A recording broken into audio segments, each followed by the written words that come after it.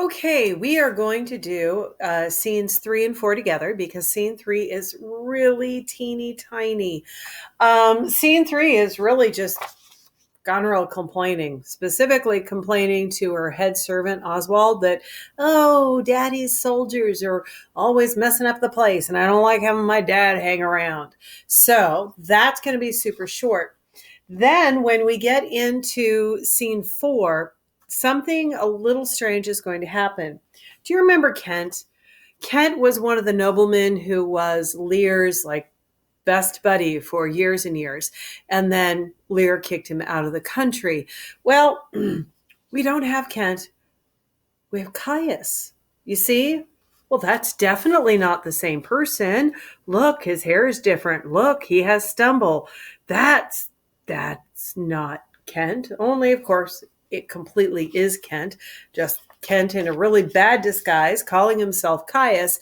And by the way, Lear manages to not recognize his best friend in the world, which, yeah, doesn't say good things about Lear's mental health. You also are going to have the introduction of a character that you get in a lot of Shakespeare's plays, and that is the fool or the jester. Jesters were comedians that would entertain the court, and the sort of universal truth with Shakespeare's jesters is that the best comedy is the truth. So when you see jesters or fools in Shakespeare's plays, you quite often look to them to tell the truth. So in scene 4, we're actually going to have our jester character show up. And like most of Shakespeare's jesters, he sees things pretty darn clearly. So we are starting with Act 1, Scene 3. And this is going to be over just about before it begins. Let me get to the right place on my text. Here we go. Did my father strike my gentleman for chiding this fool? Yes, madame. By day and night he wrongs me. Every hour he flashes into one gross crime or another that sets us all at odds. I'll not endure it. His nights grow riotous, and he himself upbraids us on every trifle. When he returns from hunting, I will not speak with him. Say I am sick. If you shall come slack of former services, you shall do well. The fault of it I'll answer. He is coming, madame. I hear him. Put on what weary negligence you please, you and your fellows. I'll have it come to question. If he dislike it, let him to our sister, whose mind and mine, I know, are in that one, not to be overruled. Idle old man, that still would manage those authorities that he hath given away. Now, by my life, old fools are babes again, and must be used with checks as flatteries, as when they're seen abused. Remember what I tell you. Well, madame, and let his knights have colder looks among you. What grows of it? No matter. Advise your fellows so. I would breed from hence occasions, and I shall, that I may speak. I'll write straight to my sister to hold my very course. Prepare for dinner. So she's like, dude, be rude to my dad, don't listen to my dad, and kick those knights out. Yeah, remember Lear planned to live with his daughters? Not sure that's going to go all that well. So now we are going into scene 4. So we are at Goneril's castle in her house, and here comes Caius. If, but as well, let me try that one again. If, but as well I other accounts borrow, that I can my speech diffuse, my good intent may carry through itself to that full issue for which I raised my likeness. Now, banished Kent, if thou canst serve where thou dost stand condemned, so it may come, thy master, whom thou lovest, shall find thee full of labors. So he still loves Lear. And he still wants to serve Lear, even though Lear has condemned him. So, dude, He's a good guy. Rotten disguise. Good guy. Let me not stay a jot for dinner. Go get it ready. He's ordering around her servants, Goneril servants. That's what made Goneril mad. How now? What art thou? A man, sir.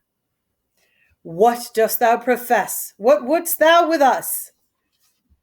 I do profess to be no less than I seem, to serve him truly that will put me in trust, to love him that is honest, to converse with him that is wise and says little, to fear judgment, to fight when I cannot choose, and to eat no fish. What art thou? A very honest-hearted fellow, and as poor as the king. If thou be as poor for a subject as he is for a king, thou art poor enough. What wouldst thou? Serve. Who wouldst thou serve? You. Dost thou know me, fellow? No, sir, but you have that in your countenance which I would fain call master. What's that? Authority. What services canst thou do? I can keep honest counsel, ride, run, mar a curious tale in telling it, and deliver a plain message bluntly. That which ordinary men are fit for, I am qualified in, and the best of me is diligence. How old art thou? Not so young, sir, to love a woman for singing, nor so old to dote on her for anything. I have years on my back, 48. Follow me, thou shalt serve me. If I like thee no worse after dinner, I will not part from thee yet. Dinner ho! Where's my knave? My fool, oh you, call my fool hither. And again, ordering her servants around. And here comes Oswald. You, sirrah, where's my daughter? So please you. Just walked away. Totally just walked away. What says the fellow there? Call the clock Paul back. Where's my fool, ho? I think the world's asleep. How now? Where's that mongrel? He says, Lord, your daughter is not well. Why came the slave back to me when I called him? Sir, he answered me in the roundest manner. He would not. He would not? My lord, I know not what the matter is, but, to my judgment, your highness is not entertained with that ceremonious affection as you were wont. There's a great abatement of kindness appears as well in the general dependence as in the duke himself also, and your daughter. Nobody's being nice to us. They talked nice, but now they're not being nice. Ha! Sayest thou?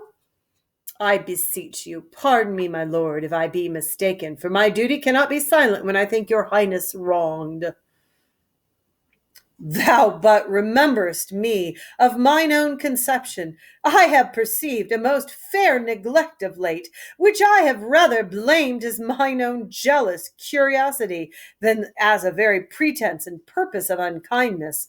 I will look further into it. But where's my fool? I have not seen him this 2 days. Since my young lady's going into France, sir, the fool hath much pined away.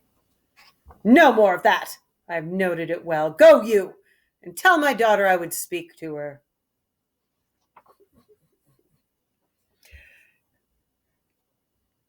And here comes Oswald back. I've lost Oswald. Oh, you, sir, you, come you hither, sir.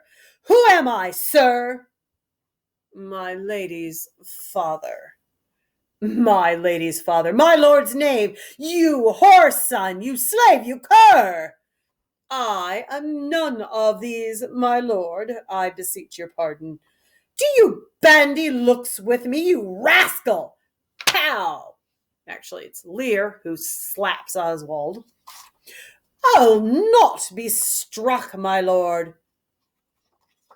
And then here comes Kent. Kent is always going to back up his buddy.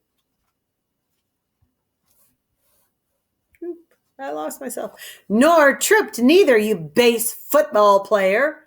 Kent trips him and takes Oswald to the ground. I thank thee, fellow. Thou servest me, and I'll love thee. Come, sir, arise away. I'll teach you differences. Away, away. If you will measure your lover's length again, tarry, but away, go to. Have you wisdom so? Now, my friendly knave, I thank thee. There's earnest of thy service. And he pays Kent. Kent, who's been his best friend for years, who's a nobleman in his own right, and he gives him a coin. Now, here comes the fool. Let me hire him too. Here's my coxcomb. And offers Kent his hat. That is sometimes called a coxcomb because a coxcomb is what you have on the head of a rooster. And of course, that is kind of big and roosterish. So he's offering him his hat. How now, my pretty knave? How dost thou? Sarah, you were best take my coxcomb. Why, fool? Oh, sorry, that was Kent. Kent, who doesn't like Lear being insulted. Why, fool? Why, for taking one's part that's out of favor. Nay, and thou canst not smile as the wind sits. Thou will catch cold shortly. There, take my coxcomb. Why, this fellow is banished to Tuon's daughter, and did the third a blessing against his will. If thou follow him, thou must needs wear my coxcomb. How now, nuncle? Would I had 2 top coxcombs and 2 daughters? If you wear this hat, that makes you a fool. So he is saying that the king is a fool because he can't tell who his real daughter was. And he's also telling Caius, you're a fool too if you follow this idiot. Now, a fool can kind of get away with saying that because his whole job is to do comedy and to insult people. And so the fool gets away with things that anyone else would pretty much get run through with a sword.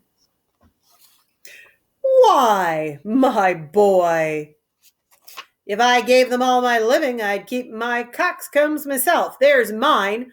Beg another of thy daughters. Take heed, sirrah, the whip. Truth's a dog that must to kennel, he must be whipped out, when the lady, the Brock, may stand by the fire and stink. A pestilence gall to me. Sirrah, I'll teach thee a speech. Do. Mark it, nuncle. Have more than thou showest, speak less than thou knowest, lend less than thou owest, ride more than thou goest, learn more than thou throwest, leave thy drink and thy whore, and keep in a door, and thou shalt have more than 2 tens to a score. This is nothing, fool. Then 'tis like the breath of an unfeed lawyer. You gave me nothing for it. Can you make no use of nothing, nuncle? Why, no, boy, nothing can be made out of nothing. Prithee, tell him so much the rent of his land comes to. He will not believe a fool. A bitter fool. Dost thou know the difference, my boy, between a bitter fool and a sweet fool? No, lad, teach me. That lord that counseled thee to give away thy land, come, place him here by me. Do thou for him stand. The sweet and the bitter fool will presently appear, the one in motley here, the other found out there. dost thou call me a fool? Of course, the great irony is the fool has called him a fool like 3 times now. But again, King Lear is not really quick on picking things up. For all thy other titles thou hast given away, thou wast born with that one. This is not altogether fool, my lord. No, faith, lords and great men will not let me. If I had a monopoly out, they would have part on it, and ladies too. They will not let me have all fool to myself. They'll be snatching. Give me an egg, nuncle. I'll give thee 2 crowns. What 2 crowns shall they be? Why, after I have cut the egg in the middle and eat up the meat, the 2 crowns of the egg, when thou hast clovest thy crown in the middle and gavest away both parts, thou borest thy ass on thy back over the dirt. Thou hast little wit in thy bald crown when thou gavest thy golden one away. If I speak like myself in this, let him be whipped that first finds it so.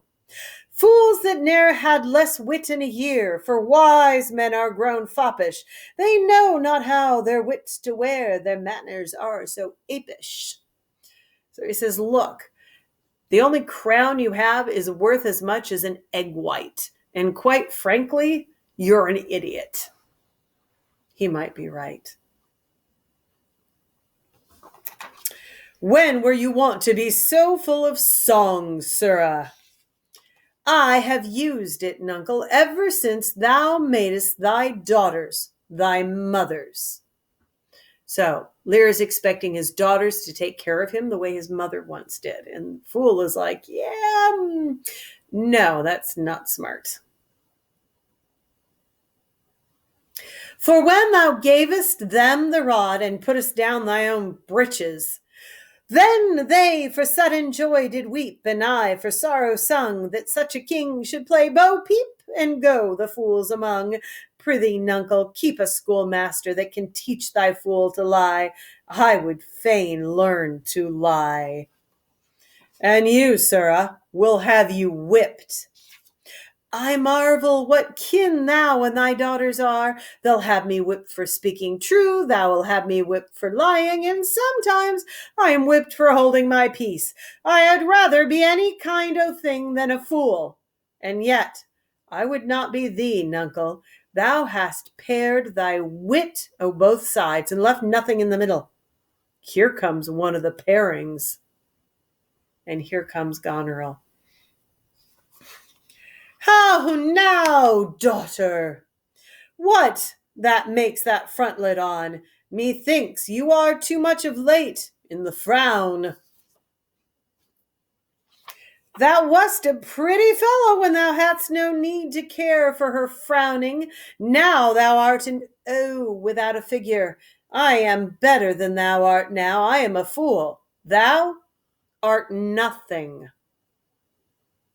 That's a shield peascock.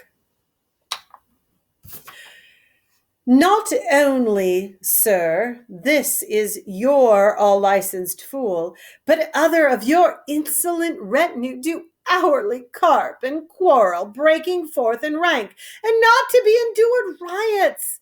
Sir, I had thought, by making this well known unto you, to have found safe redress, but now grow fearful by what yourself too late have spoken done, that you protest this course and put it on by your allowance, which, if you should, the fault would not scape censure, nor the redresses sleep, which, in the tender of a wholesome weal, might in their working do you that offense, which else were shame. Then that necessity which will call discreet proceeding. For you, trow, nuncle, the hedge sparrow fed the cuckoo too long, that had its head bit off by its young, and so out went the candle, and we were left darkling. Cuckoos lay their eggs in other birds' nests so that other birds will raise their young and they don't have to feed them. So the hedge sparrow, the little bird, it fed that cuckoo that was in its nest for so long that the cuckoo ate it. So he's saying, dude, this is the cuckoo that is about to eat you, and you are best beware because you are now in, well, she's in your nest. She's taken over your nest, and she's now bigger than you are. So she's trying to order him around. The fool is warning him that this is dangerous. Are you our daughter? Come, sir, you would make use of that good wisdom whereof I know you are fraught, and put away these dispositions that of late transform you from what you rightly are. Stop having fun, and stop being such a pain in my butt in my house. May not an ass know when the cart draws the horse? Whoop, jug. I love thee. Doth any here know me? This is not Lear. Doth Lear walk thus, speak thus? Where are his eyes? Either his notion weakens, his discernings are lethargied. Ha! Waking, 'tis not so. Who is it that can tell me who I am? Lear's shadow. That's who you are. You're just a shadow of a king. You're not actually the king anymore. I would learn that, for by the marks of sovereignty, knowledge, and reason, I should be falsely persuaded I had daughters, which they will make an obedient father. Your name, fair gentlewoman.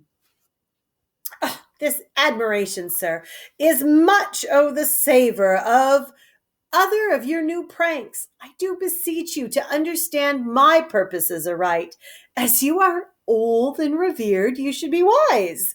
Here you do keep 100 knights and squires, men so disordered, so debauched and bold, that this our court, infected with their manners, shows like a riotous inn. Epicureanism and lust make it more like a tavern or a brothel than a graced palace. The shame itself doth speak for instant remedy. Be then desired by her that else will take the thing she begs, a little to disquantify your train, and the remainder that shall still depend to be such men as may besort your age and know themselves. And you, darkness and devils, saddle my horses, call my train together. Degenerate bastard, I'll not trouble thee. I have yet have I a daughter left. He thinks Regan's going to be nicer to him. You strike my people, and your disordered rabble make servants of their betters. Here comes her hubby. Woe that too late repents. And now he's going to talk to Albany. Oh, sir, are you come? Is it your will? Speak, sir. Prepare my horses in gratitude. Thou marble-hearted fiend, more hideous than when thou showest thee in a child than a sea monster. Pray, sir, be patient. Despised kite. He's now calling his daughter really nasty words.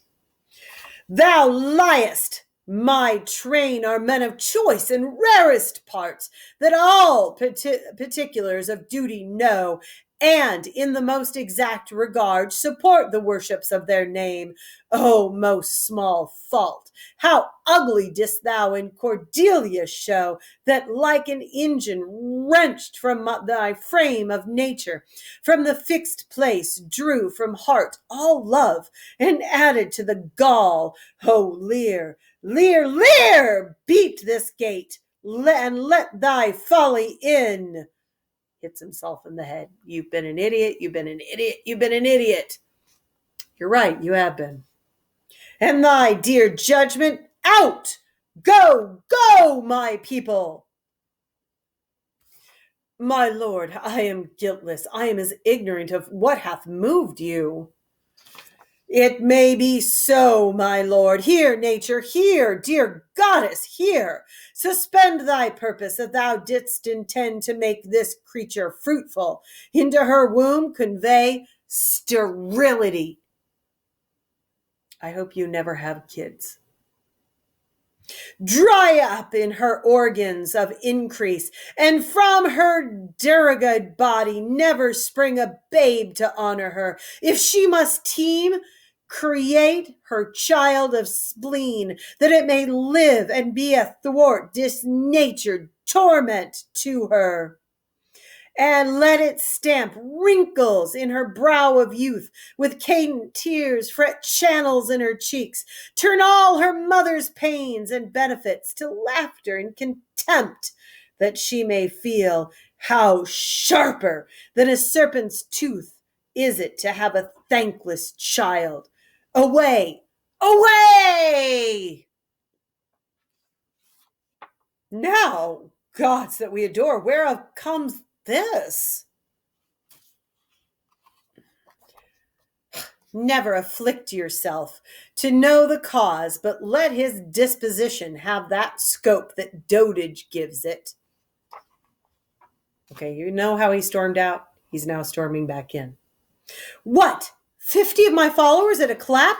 Within a fortnight? What's the matter, sir? I'll tell thee. Now he turns to Goneril. Life and death. I am ashamed that thou hast power to shake my manhood thus, that these hot tears which break from me perforce should make thee worth them. Blasts and fogs upon thee, the untented woundings of a father's curse.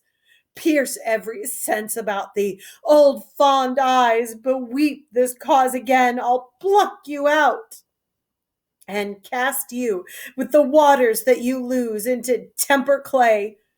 Yea, has it come to this?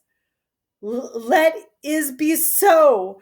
Yet have I left a daughter who I am sure is kind and comfortable. When she shall hear of this, of thee, with her nails shall flay thy wolfish visage. Thou shalt find that I'll resume this shape what thou dost think I have cast off forever. Thou shalt, I warrant thee. He's crying because he figured out Goneril has already kicked out 50 of his knights. And now he's crying and he's saying, I'm going to go to Regan and she's going to tear you to pieces, you horrible wolf girl. Yeah, Regan, because that was his one faithful daughter. Or not. His one faithful daughter he already kicked out. And King Lear storms out again. Do you mark that, my lord? I cannot be so partial, Goneril, to the great love I bear you. Pray you content. What, Oswald, ho! You, sir, more knave than fool, after your master. Fool. Nuncle Lear, tarry and take the fool with thee. A fox, when one has caught her, and such a daughter, should sure to the slaughter. If I my cap would buy a halter, so the fool soon follows after. This man hath good counsel, 100 knights. 'Tis politic and safe to let him keep at point 100 knights. Yes, that on every dream, each buzz, each fancy, each complaint, dislike, he may unguard his dotage with their powers and hold our lives in mercy. Oswald, I say! Well, you may fear too far. Safer than trust too far. Let me still take away the harms I fear. Not fear still to be taken. I know his heart. What he hath uttered, I have writ my sister. If she sustain him in his 100 knights, when I have shown his unfitness. Here come Oswald. How now, Oswald? What, have you writ that letter to my sister? Yes, madame. Take you some company, and away to horse. Inform her full of my particular fear, and thereto add such reasons of your own as may compact it more. Get you gone, and hasten your return. There goes Oswald off to take the letter. No, my lord, this milky gentleness and course of yours, though I condemn not, yet under pardon, you are much more attasked for want of wisdom than praised for harmful mildness. So she's saying, dude, you're not that smart. You're mild, you're nice, but that mildness is kind of harmful, and I'm not going to put up with it in my house. So this marriage, maybe not going so well. How far your eyes may pierce, I cannot tell. Striving to better, oft we mar what's well. So he's saying, look, things were going kind of good. You could damage stuff. Maybe he'll try and take his throne back. Maybe you should leave this alone. Nay, then. Well, the event. He says, so we're going to see what events happen because of this. So we are now seeing cracks in this marriage. So she is afraid her father, with those 100 knights, could take power back, could really turn on her. He thinks that maybe they should just let everything stay as it is. What's wrong with having a father-in-law in the house? So this marriage, yeah, it's not going well. We'll have to see how Regan's marriage is going. That might be a different story.